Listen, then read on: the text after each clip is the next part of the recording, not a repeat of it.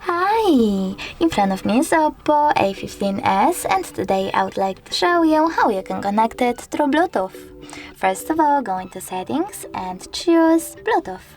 Then click on the switcher next to Bluetooth feature and wait for available devices to show up.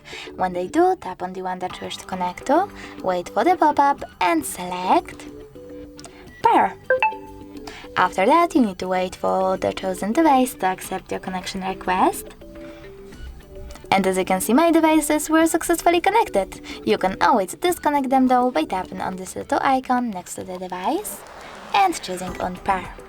Thanks so much for watching. If you enjoyed this video, leave a like, comment and subscribe. Bye!